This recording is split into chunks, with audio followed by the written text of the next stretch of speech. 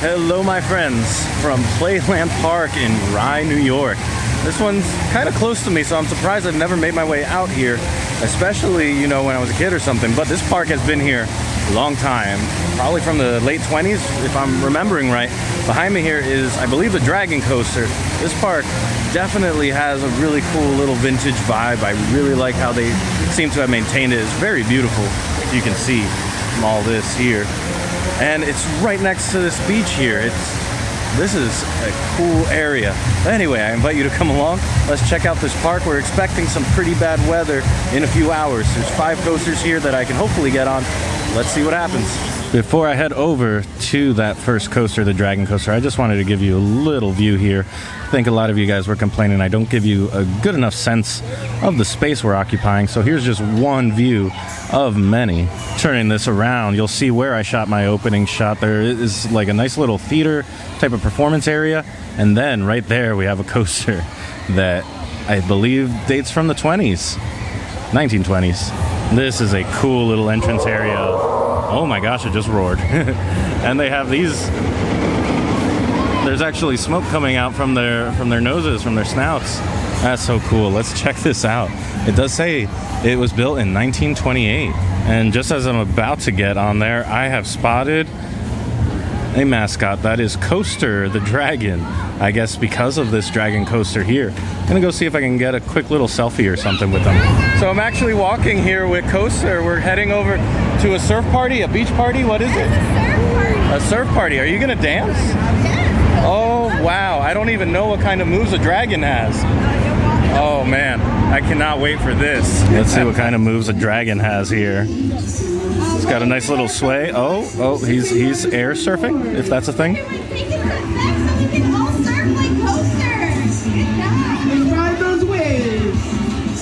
This is so cool that they do this here. I don't know many parks that still do stuff like this.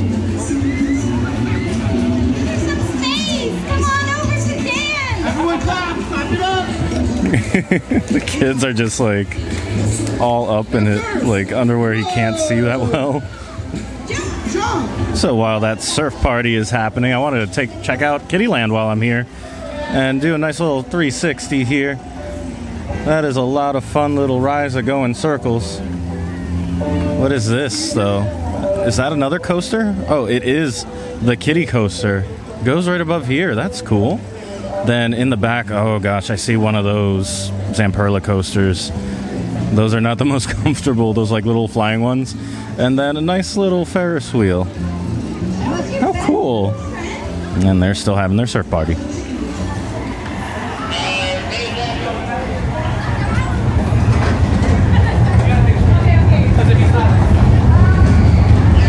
Just getting off of that Dragon Coaster, that was really fun. But also they had me keep my backpack with me, which is odd and new. It's the first and oldest roller coaster that my backpack has gone on with me.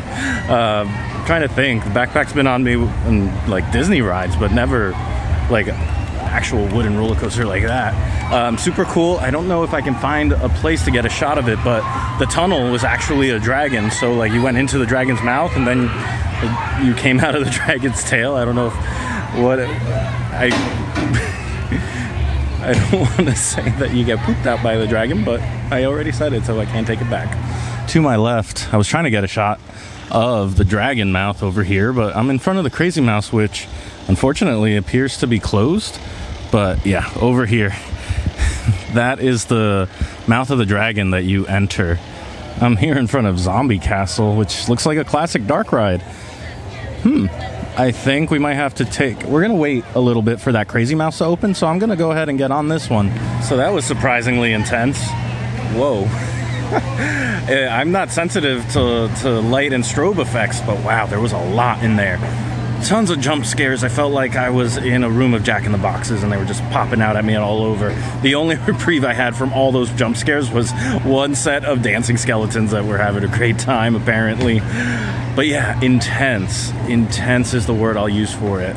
Loud sounds to cue the scares and a whole lot of strobes. Wow. But really cool. Like, you would not assume that something like that is tucked away in here. So like if you're into the dark rides like that, you will love this. You'll have a blast. And then just over here by the stage, I just wanted to highlight it real quick. I wonder what kind of performances they do. This up here has like a Carthay Circle type of vibe to it, doesn't it? Something about that architecture. Maybe it's just the era, but they have like a nice little space here. I wonder what kind of performances they used to do on it, or would do on it. Maybe it's a COVID thing that there aren't any today. So I just came opposite that area. Wanted to point it out. They do have one of those Moby Dick style flat rides called Catch a Wave. Couple of games here. And then I believe this is, correct me if I'm wrong, an S&S style drop tower.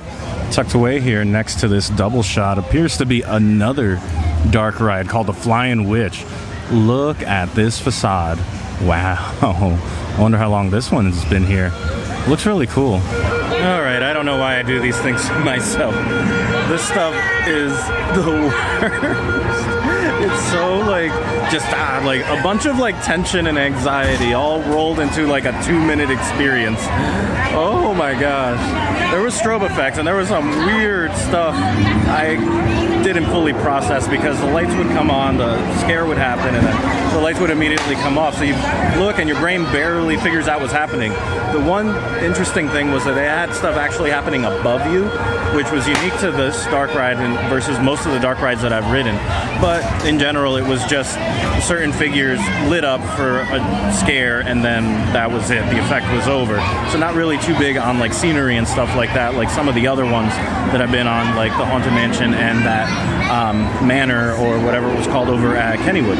But I hope I don't get tempted to do another one of these, but maybe it's just prep for Halloween Horror Night, so let's call it that. I can't tell what I'm seeing here. It seems empty, this log flume, and does it have not one but 2 drops? Yeah, wow, it does. You drop, you go through a little tunnel thing, and then you go back up this whole thing and drop again. Interesting. So from that log flume, we have a Starship 2000, a classic spinning ride, and then this Skyflyer. I don't believe it's operating, but we've seen a couple flat rides like that before. Then straight ahead here, I believe we have another Thunderbolt. Looks like way back here. I'll turn around and show you where the Thunderbolt is. Way back here they have the Playland Plunge, which I can't tell if it's operating, but it definitely has water in it, so maybe it is, maybe it isn't. Alright, so I kept walking a little bit further. There's Playland Plunge right there. And 2 more flat rides. They have a lot of flat rides here. It's impressive. But over here, I forget what body of water we're looking at here, but I know that across the way there is Long Island, funny enough. It looks so nice, though. I wonder where, because all the gates have been closed. I'm actually shooting through a gate right now, but I wonder where I can actually access the beach. That would be nice. Looks like they have old school swings like that yo-yo or whatever it was called over at Del Grosso's. And that music from the Thunderbolt is, whew, I wonder what kind of system they got in there. So we just fast traveled over here to the Music Express, and look what I spotted. You know, I'm all about collecting these independent park plushes.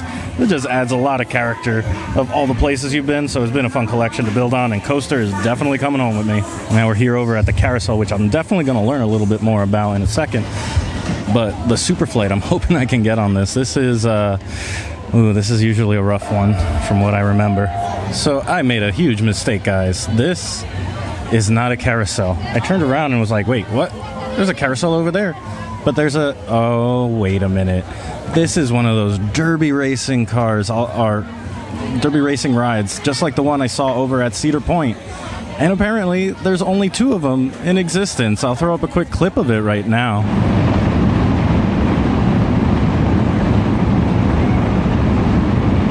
But yeah, I thought that was pretty cool.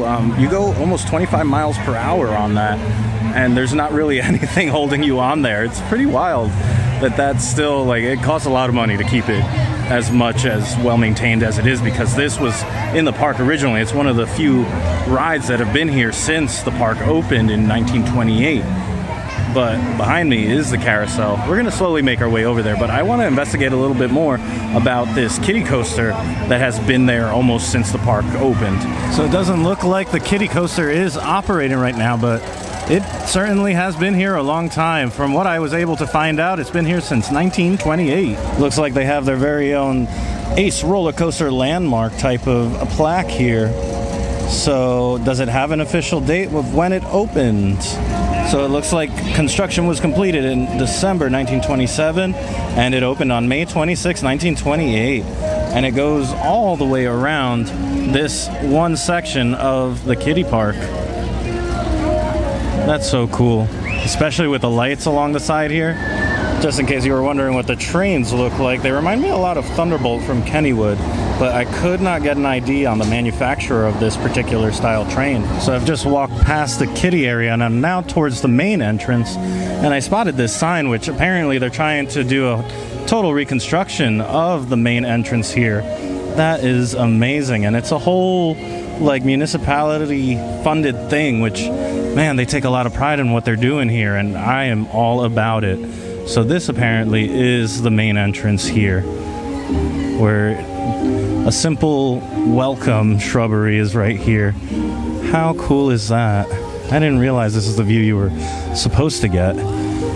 Now the layout of the park totally makes more sense, because you have that building with the stage all the way to the back, and then just this really nice manicured area here in the middle. So unfortunately, because there's lightning in the area, the coasters aren't going to be opening for a little while. Hopefully this weather clears up. But here's the last coaster that I have yet to visit, and that is the Playland Family Flyer, which is, you know, your standard Zamperla family coaster. What was more interesting to me was the Sky Skater over here. Hold on, let's get a better look. All right, so here it is, the Sky Skater. I don't think I've seen a flat ride like this. Maybe there aren't many like it. Let me know if you've seen these before, but wow, this looks like it just goes back and forth, up and down, basically. That might be a little intense depending on how much braking is involved here, but it could also be a lot of fun. All right, at long last, we made it to the Grand Carousel. Not like that derby racer I saw across the way there. Sorry about that confusion. Very cool. Oh man, I'm right next to it. This thing is loud. From Modena, Italy, Gavioli CE. Holy smokes, this thing is beautiful. I don't even know if you can hear me, but horses here are 4 across.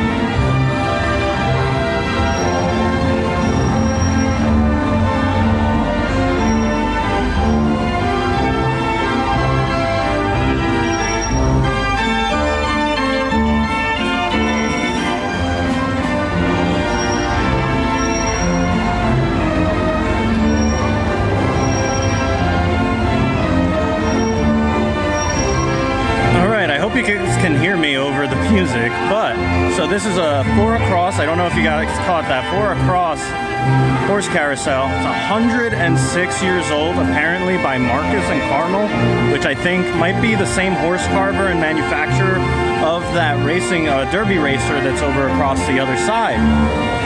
Really cool to see the standing horses versus the ones that are jumping, but all of them seem to have like this flowy carved hair that I have not seen before. And speaking of hair, I have also not seen ones with non-carved hair before. It's actually hair. I don't know what to describe it, but you can see it on the screen what I'm talking about. Really cool though. It's got a very different flair from some of the other vintage carousels that I've seen before, like the PTCs, or like at Seabrook, the one that was hand carved there in the more modern era. So really cool. Check out all the details on here. These are some of the more ornate horses that I've seen before. I'm just tripping up on my words all day. Hopefully you got a little bit out of that. So I've been walking around the park here, kind of waiting for the coasters to reopen. A lot of people are lined up waiting for them, but I got another view of that Dragon Tunnel here at the Dragon Coaster. How cool is that? So unfortunately, there's been lightning in the area, and I even think I feel some drops of rain. So now I don't think I'm going to be getting on any more coasters. I did get to do the dark rides though, which those were jump scary. A great collection of flat rides here, and the architecture. This park just screams old vintage vibes, and I love everything about that.